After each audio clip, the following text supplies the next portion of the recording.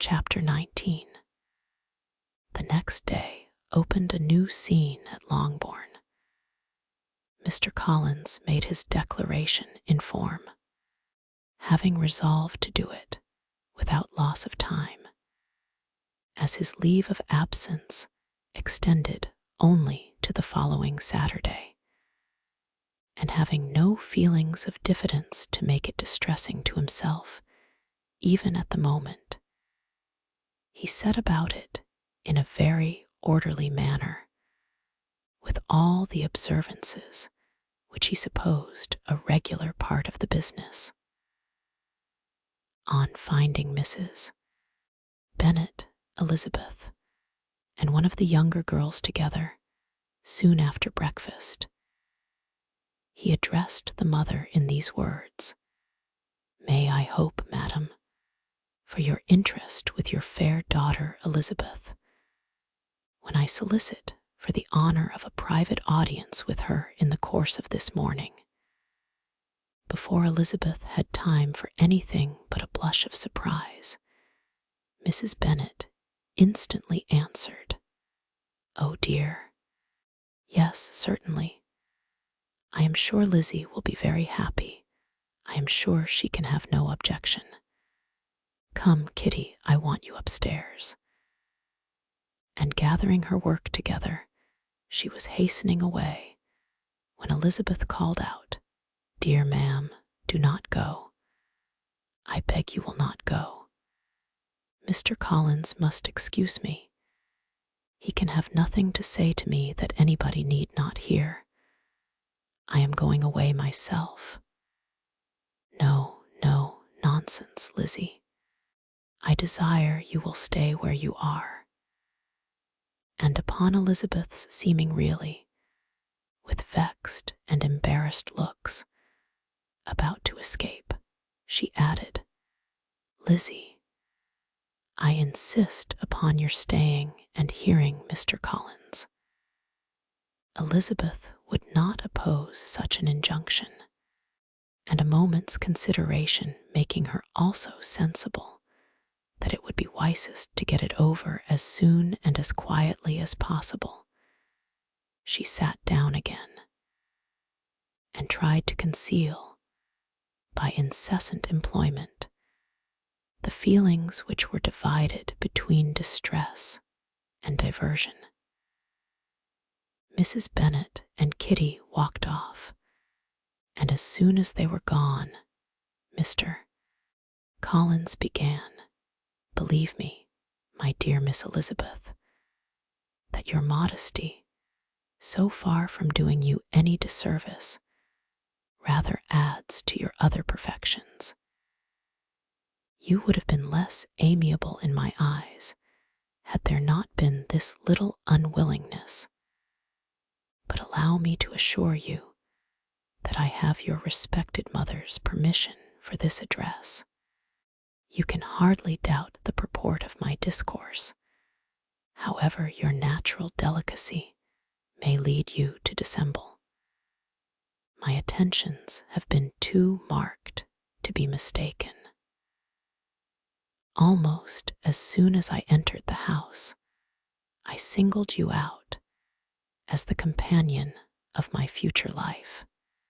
But before I am run away with by my feelings on this subject, perhaps it will be advisable for me to state my reasons for marrying, and moreover, for coming into Hertfordshire with the design of selecting a wife, as I certainly did.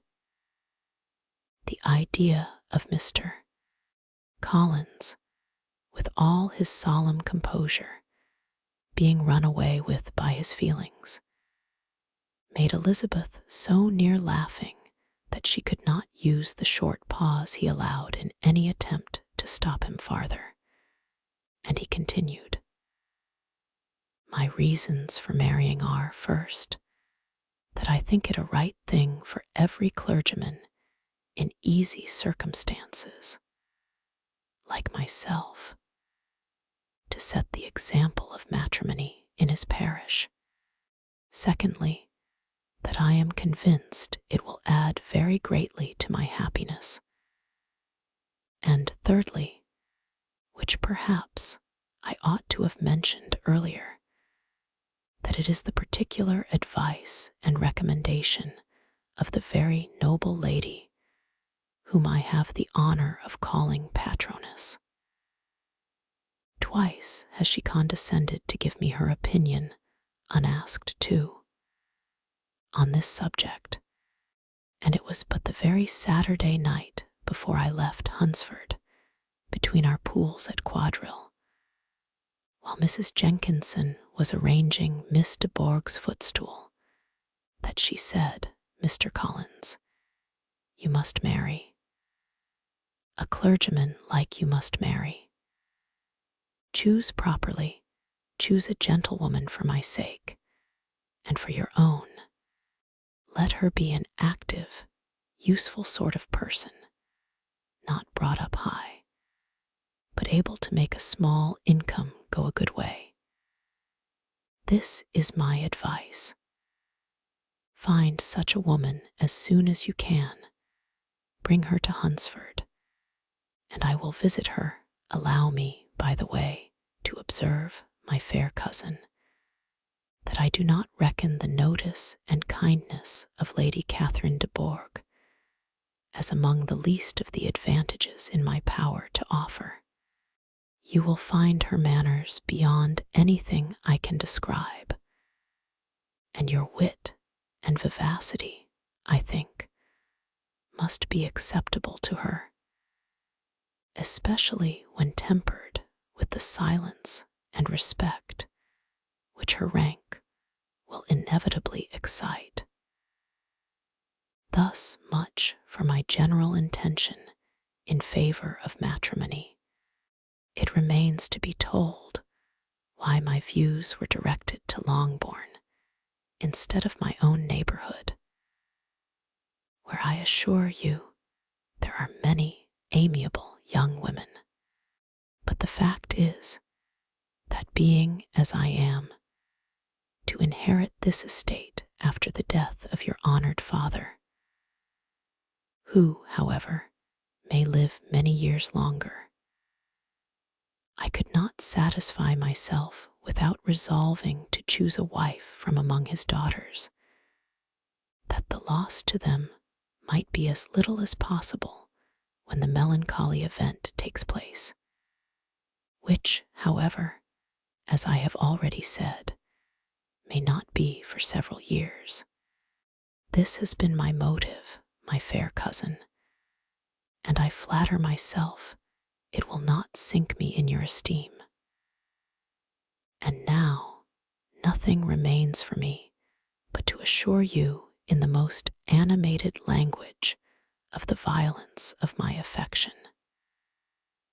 To fortune I am perfectly indifferent, and shall make no demand of that nature on your father, since I am well aware that it could not be complied with, and that £1,000 in the 4%, which will not be yours till after your mother's decease, is all that you may ever be entitled to. On that head, therefore, I shall be uniformly silent, and you may assure yourself that no ungenerous reproach shall ever pass my lips when we are married. It was absolutely necessary to interrupt him now. You are too hasty, sir, she cried. You forget that I have made no answer. Let me do it without further loss of time. Accept my thanks for the compliment you are paying me. I am very sensible of the honor of your proposals, but it is impossible for me to do otherwise than decline them. I am not now to learn, replied Mr. Collins, with a formal wave of the hand, that it is usual with young ladies to reject the addresses of the man whom they secretly mean to accept when he first applies for their favor, and that sometimes the refusal is repeated a second or even a third time. I am, therefore, by no means discouraged by what you have just said, and shall hope to lead you to the altar ere long. Upon my word, sir, cried Elizabeth, your hope is rather an extraordinary one after my declaration. I do assure you that I am not one of those young ladies, if such young ladies there are, who are so daring as to risk their happiness on the chance of being asked a second time. I am perfectly serious in my refusal. You could not make me happy, and I am convinced that I am the last woman in the world who would make you so. Nay, were your friend Lady Catherine to know me, I am persuaded she would find me in every respect ill qualified for the situation.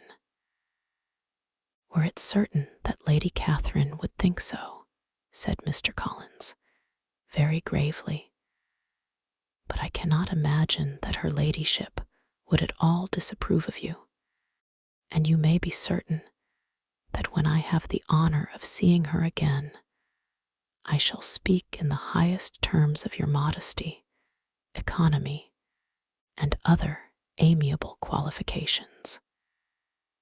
Indeed, Mr. Collins, all praise of me will be unnecessary. You must give me leave to judge for myself and pay me the compliment of believing what I say. I wish you very happy and very rich, and by refusing your hand, do all in my power to prevent your being otherwise. In making me the offer, you must have satisfied the delicacy of your feelings with regard to my family, and may take possession of long-born estate whenever it falls, without any self-reproach. This matter may be considered, therefore, as finally settled. And rising as she thus spoke, she would have quitted the room, had not Mr. Collins thus addressed her.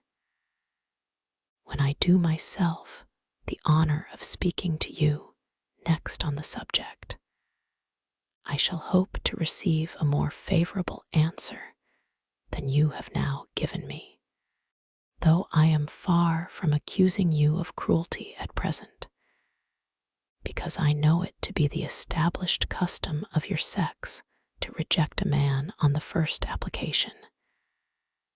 And, perhaps, you have even now said as much to encourage my suit as would be consistent with the true delicacy of the female character. Really, Mr. Collins, cried Elizabeth, with some warmth, you puzzle me exceedingly. If what I have hitherto said can appear to you in the form of encouragement, I know not how to express my refusal in such a way as may convince you of its being one. You must give me leave to flatter myself, my dear cousin, that your refusal of my addresses are merely words of course. My reasons for believing it are briefly these. It does not appear to me that my hand is unworthy of your acceptance, or that the establishment I can offer would be any other than highly desirable. My situation in life, my connections with the family of de Bourgh, and my relationship to your own are circumstances highly in my favor, and you should take it into further consideration that, in spite of your manifold attractions, it is by no means certain that another offer of marriage may ever be made you. Your portion is unhappily so small that it will in all likelihood undo the effects of your loveliness and amiable qualifications. As I must, therefore, conclude that you are not serious in your rejection of me, I shall choose to attribute it to your wish of increasing my love by suspense, according to the usual practice of elegant females. I do assure you, sir, that I have no pretensions whatever to that kind of elegance which consists in tormenting a respectable man. I would rather be paid the compliment of being believed sincere. I thank you again and again for the honor you have done me in your proposals, but to accept them is absolutely impossible. My feelings in every respect forbid it. Can I speak plainer? Do not consider me now as an elegant female intending to plague you, but as a rational creature speaking the truth from her heart. You are uniformly charming, cried he, with an air of awkward gallantry, and I am persuaded that, when sanctioned by the express authority of both your excellent parents, my proposals will not fail of being acceptable. To such perseverance in wilful self-deception, Elizabeth would make no reply, and immediately and in silence withdrew, determined that if he persisted in considering her repeated refusals as flattering encouragement, to apply to her father, whose negative might be uttered in such a manner as must be decisive, and whose behavior at least could not be mistaken for the affectation and coquetry of an elegant female. Chapter 20. Mr. Collins was not left long to the silent contemplation of his successful love, for Mrs. Bennet, having dawdled about in the vestibule to watch for the end of the conference, no sooner saw Elizabeth open the door and with quick step pass her towards the staircase than she entered the breakfast room, and congratulated both him and herself in warm terms on the happy prospect of their nearer connection. Mr. Collins received and returned these felicitations with equal pleasure, and then proceeded to relate the particulars of their interview, with the result of which he trusted he had every reason to be satisfied, since the refusal which his cousin had steadfastly given him would naturally flow from her bashful modesty and the genuine delicacy of her character.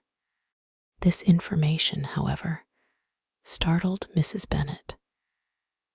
She would have been glad to be equally satisfied that her daughter had meant to encourage him by protesting against his proposals, but she dared not believe it, and could not help saying so. But depend upon it, Mr. Collins, she added, that Lizzy shall be brought to reason.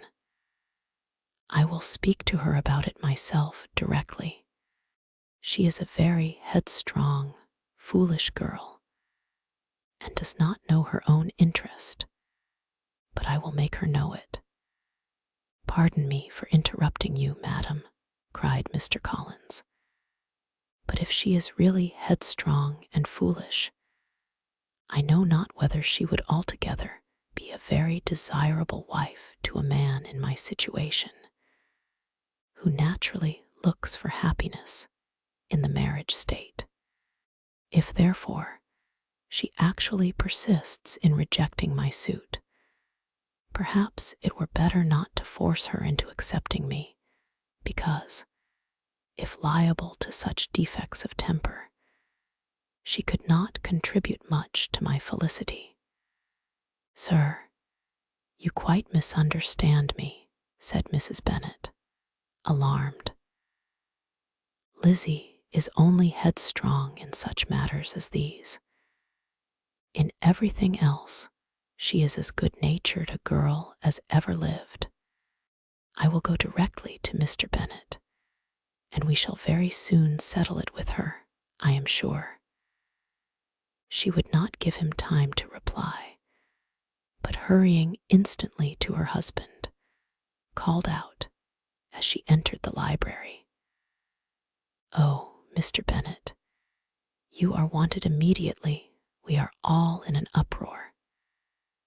You must come and make Lizzy marry Mr. Collins, for she vows she will not have him. And if you do not make haste, he will change his mind and not have her." Mr. Bennet raised his eyes from his book as she entered, and fixed them on her face with a calm unconcern, which was not in the least altered by her communication. "I have not the pleasure of understanding you," said he, when she had finished her speech. "Of what are you talking?" "Of Mr. Collins and Lizzy. Lizzy declares she will not have Mr. Collins, and Mr. Collins begins to say that he will not have Lizzy. And what am I to do on the occasion? It seems a hopeless business. Speak to Lizzy about it yourself. Tell her that you insist upon her marrying him. Let her be called down. She shall hear my opinion." Mrs. Bennet rang the bell, and Miss Elizabeth was summoned to the library. "Come here, child," cried her father as she appeared. "I have sent for you on an affair of importance. I understand that Mr. Collins has made you an offer of marriage. Is it true?" Elizabeth replied that it was. "Very well. And this offer of marriage you have refused?" "I have, sir." "Very well. We now come to the point. Your mother insists upon your accepting it. Is it not so, Mrs. Bennet?" "Yes, or I will never see her again." "An unhappy alternative is before you, Elizabeth. From this day, you must be a stranger to one of your parents. Your mother will never see you again if you do not marry Mr. Collins, and I will never see you again if you do." Elizabeth could not but smile at such a conclusion of such a beginning, but Mrs. Bennet, who had persuaded herself that her husband regarded the affair as she wished, was excessively disappointed. "What do you mean, Mr. Bennet, by talking in this way? You promised me to insist upon her marrying him." "My dear," replied her husband, "I have two small favors to request. First, that you will allow me the free use of my understanding on the present occasion, and secondly, of my room. I shall be glad to have the library to myself as soon as may be." Not yet, however, in spite of her disappointment in her husband, did Mrs. Bennet give up the point. She talked to Elizabeth again and again, coaxed and threatened her by turns.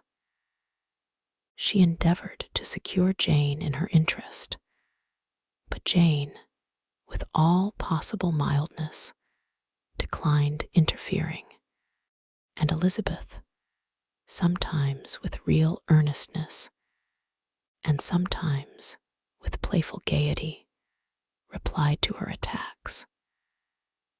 Though her manner varied, however, her determination never did.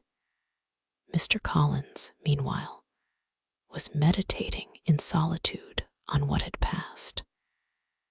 He thought too well of himself to comprehend on what motive his cousin could refuse him, and though his pride was hurt, he suffered in no other way. His regard for her was quite imaginary, and the possibility of her deserving her mother's reproach prevented his feeling any regret. While the family were in this confusion, Charlotte Lucas came to spend the day with them. She was met in the vestibule by Lydia, who, flying to her, cried in a half-whisper, "I am glad you are come, for there is such fun here. What do you think has happened this morning?" "Mr. Collins has made an offer to Lizzy, and she will not have him." Charlotte had hardly time to answer before they were joined by Kitty, who came to tell the same news. And no sooner had they entered the breakfast room, where Mrs. Bennet was alone, than she likewise began on the subject, calling on Miss Lucas for her compassion, and entreating her to persuade her friend Lizzy to comply with the wishes of her family.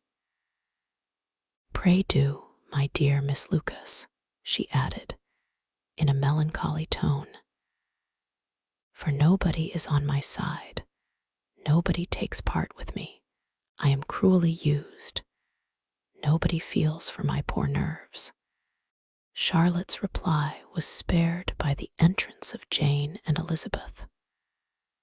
"Aye, there she comes," continued Mrs. Bennet, looking as unconcerned as may be, and caring no more for us than if we were at York, provided she can have her own way. But I tell you what, Miss Lizzy, if you take it into your head to go on refusing every offer of marriage in this way, you will never get a husband at all, and I am sure I do not know who is to maintain you when your father is dead. I shall not be able to keep you, and so I warn you.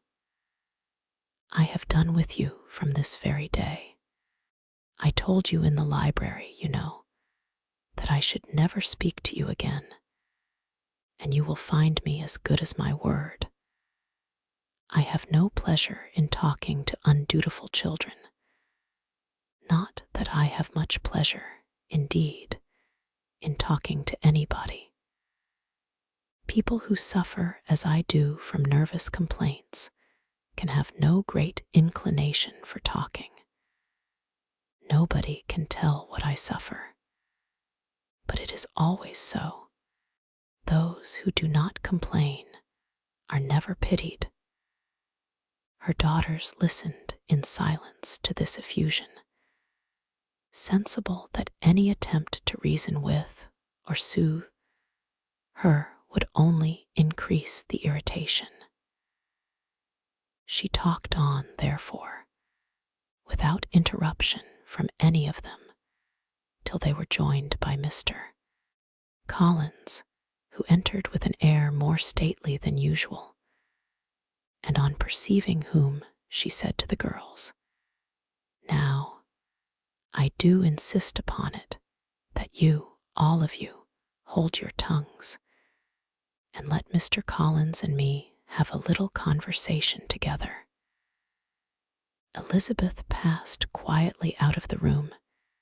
Jane and Kitty followed, but Lydia stood her ground, determined to hear all she could, and Charlotte, detained first by the civility of Mr. Collins, whose inquiries after herself and all her family were very minute, and then by a little curiosity, satisfied herself with walking to the window and pretending not to hear.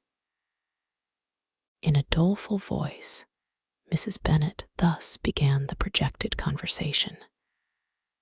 "Oh, Mr. Collins, my dear madam," replied he, "let us be for ever silent on this point.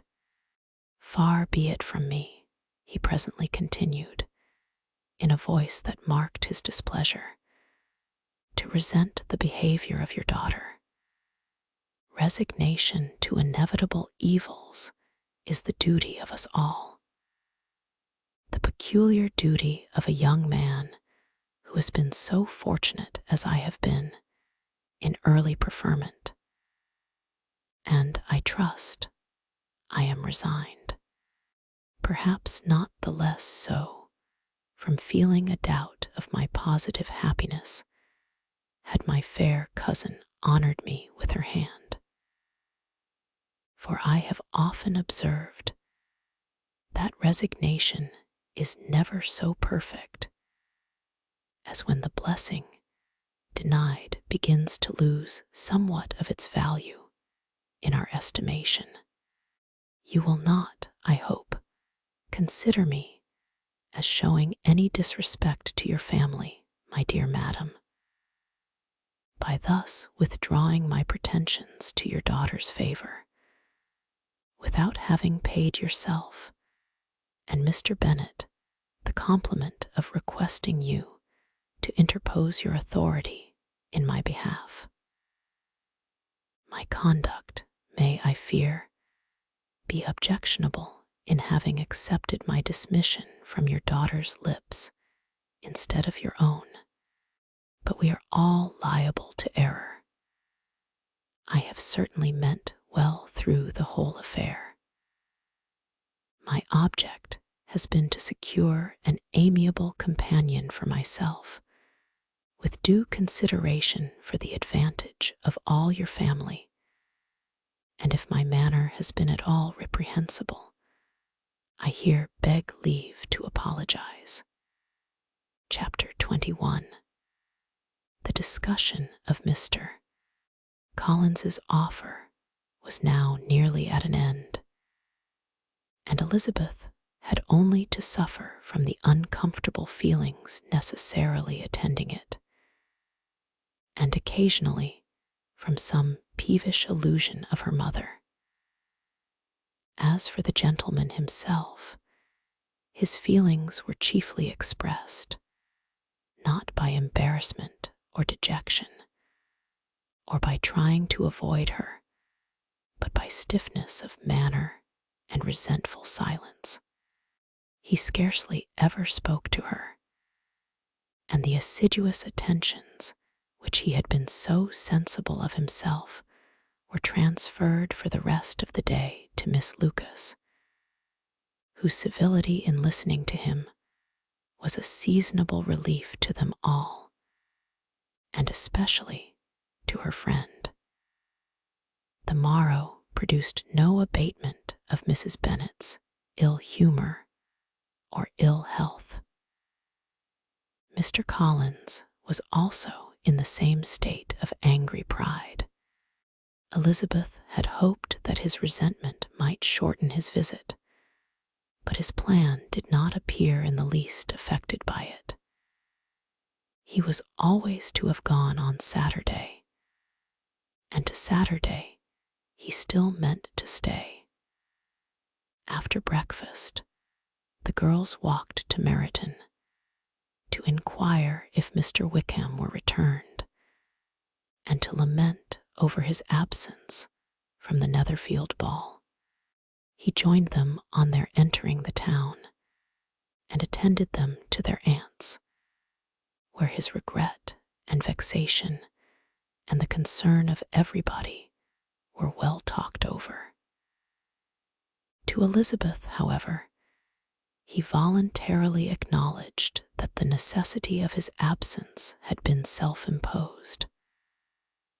I found, said he, as the time drew near, that I had better not meet Mr. Darcy, that to be in the same room, the same party with him for so many hours together, might be more than I could bear, and that scenes might arise unpleasant to more than myself. She highly approved his forbearance, and they had leisure for a full discussion of it, and for all the commendations which they civilly bestowed on each other, as Wickham and another officer walked back with them to Longbourn, and during the walk he particularly attended to her. His accompanying them was a double advantage. She felt all the compliment it offered to herself, and it was most acceptable as an occasion of introducing him to her father and mother. Soon after their return, a letter was delivered to Miss Bennet. It came from Netherfield, and was opened immediately. The envelope contained a sheet of elegant, little hot-pressed paper, well covered with a lady's fair, flowing hand, and Elizabeth saw her sister's countenance change as she read it, and saw her dwelling intently on some particular passages. Jane recollected herself soon, and putting the letter away, tried to join, with her usual cheerfulness, in the general conversation. But Elizabeth felt an anxiety on the subject which drew off her attention even from Wickham, and no sooner had he and his companion taken leave than a glance from Jane invited her to follow her upstairs. When they had gained their own room, Jane, taking out her letter, said, "This is from Caroline Bingley.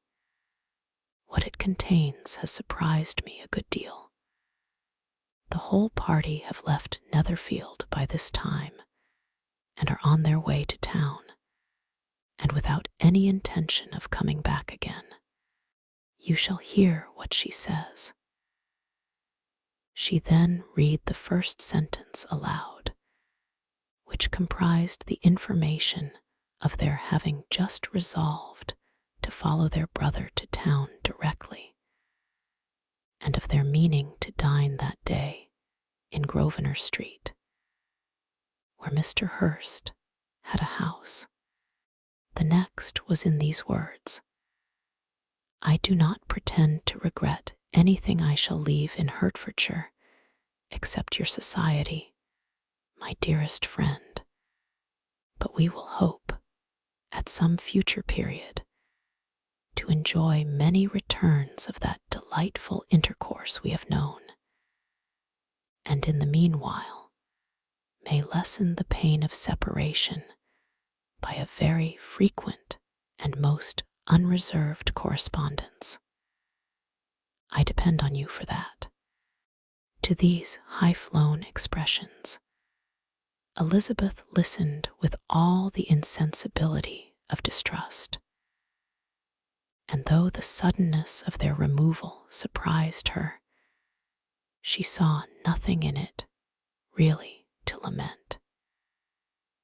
It was not to be supposed that their absence from Netherfield would prevent Mr. Bingley's being there, and as to the loss of their society, she was persuaded that Jane must soon cease to regard it in the enjoyment of his. "It is unlucky," said she, after a short pause, "that you should not be able to see your friends before they leave the country. But may we not hope that the period of future happiness, to which Miss Bingley looks forward, may arrive earlier than she is aware, and that the delightful intercourse you have known as friends will be renewed with yet greater satisfaction as sisters. Mr. Bingley will not be detained in London by them. Caroline decidedly says that none of the party will return into Hertfordshire this winter. I will read it to you. When my brother left us yesterday, he imagined that the business which took him to London might be concluded in 3 or 4 days, but as we are certain it cannot be so, and at the same time convinced that, when Charles gets to town, he will be in no hurry to leave it again. We have determined on following him thither, that he may not be obliged to spend his vacant hours in a comfortless hotel. Many of my acquaintance are already there for the winter. I wish I could hear that you, my dearest friend, had any intention of making one in the crowd, but of that I despair. I sincerely hope your Christmas in Hertfordshire may abound in the gaieties which that season generally brings, and that your beaux will be so numerous as to prevent your feeling the loss of the three of whom we shall deprive you. It is evident by this, added Jane, that he comes back no more this winter. It is only evident that Miss Bingley does not mean he should. Why will you think so? It must be his own doing. He is his own master. But you do not know all. I will read you the passage which particularly hurts me. I will have no reserves from you. Mr. Darcy is impatient to see his sister, and to confess the truth, we are scarcely less eager to meet her again. I really do not think Georgiana Darcy has her equal for beauty, elegance, and accomplishments, and the affection she inspires in Louisa and myself is heightened into something still more interesting from the hope we dare to entertain of her being hereafter our sister. I do not know whether I ever before mentioned to you my feelings on this subject, but I will not leave the country without confiding them, and I trust you will not esteem them unreasonable. My brother admires her greatly already. He will have frequent opportunity now of seeing her on the most intimate footing.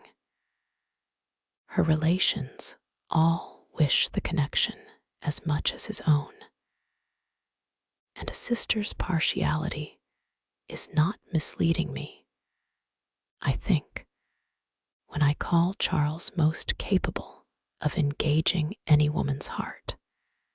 With all these circumstances to favor an attachment, and nothing to prevent it, am I wrong, my dearest Jane, in indulging the hope of an event which will secure the happiness of so many? What think you of this sentence, my dear Lizzy? Said Jane, as she finished it. Is it not clear enough? Does it not expressly declare that Caroline neither expects nor wishes me to be her sister, that she is perfectly convinced of her brother's indifference, and that if she suspects the nature of my feelings for him, she means, most kindly, to put me on my guard? Can there be any other opinion on the subject? Yes, there can, for mine is totally different. Will you hear it? Most willingly. You shall have it in a few words. Miss Bingley sees that her brother is in love with you and wants him to marry Miss Darcy. She follows him to town in the hope of keeping him there, and tries to persuade you that he does not care about you. Jane shook her head. Indeed, Jane, you ought to believe me. No one who has ever seen you together can doubt his affection. Miss Bingley, I am sure, cannot. She is not such a simpleton. Could she have seen half as much love in Mr. Darcy for herself, she would have ordered her wedding clothes. But the case is this: we are not rich enough or grand enough for them, and she is the more anxious to get Miss Darcy for her brother, from the notion that when there has been one intermarriage, she may have less trouble in achieving a second, in which there is certainly some ingenuity, and I dare say it would succeed if Miss de Bourgh were out of the way. But, my dearest Jane, you cannot seriously imagine that, because Miss Bingley tells you her brother greatly admires Miss Darcy. He is in the smallest degree less sensible of your merit than when he took leave of you on Tuesday, or that it will be in her power to persuade him that, instead of being in love with you, he is very much in love with her friend. If we thought alike of Miss Bingley, replied Jane, your representation of all this might make me quite easy, but I know the foundation is unjust. Caroline is incapable of wilfully deceiving anyone, and all that I can hope in this case is that she is deceived herself. That is right. You could not have started a more happy idea, since you will not take comfort in mine. Believe her to be deceived, by all means. You have now done your duty by her, and must fret no longer. But, my dear sister, can I be happy, even supposing the best, in accepting a man whose sisters and friends are all wishing him to marry elsewhere? You must decide for yourself, said Elizabeth. And if, upon mature deliberation, you find that the misery of disobliging his two sisters is more than equivalent to the happiness of being his wife, I advise you, by all means, to refuse him. How can you talk so? Said Jane, faintly smiling. You must know that, though I should be exceedingly grieved at their disapprobation, I could not hesitate. I did not think you would, and that being the case, I cannot consider your situation with much compassion. But if he returns no more this winter, my choice will never be required. 1,000 things may arise in 6 months. The idea of his returning no more Elizabeth treated with the utmost contempt.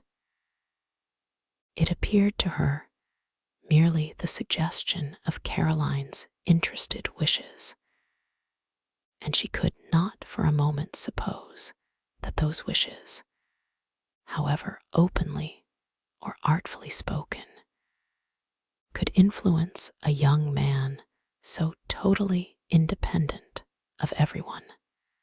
She represented to her sister, as forcibly as possible, what she felt on the subject, and had soon the pleasure of seeing its happy effect. Jane's temper was not desponding, and she was gradually led to hope, though the diffidence of affection sometimes overcame the hope, that Bingley would return to Netherfield and answer every wish of her heart. They agreed that Mrs. Bennet should only hear of the departure of the family, without being alarmed on the score of the gentleman's conduct. But even this partial communication gave her a great deal of concern, and she bewailed it as exceedingly unlucky that the ladies should happen to go away just as they were all getting so intimate together. After lamenting it, however, at some length, she had the consolation of thinking that Mr. Bingley would be soon down again, and soon dining at Longbourn. And the conclusion of all was the comfortable declaration that, though he had been invited only to a family dinner, she would take care to have 2 full courses.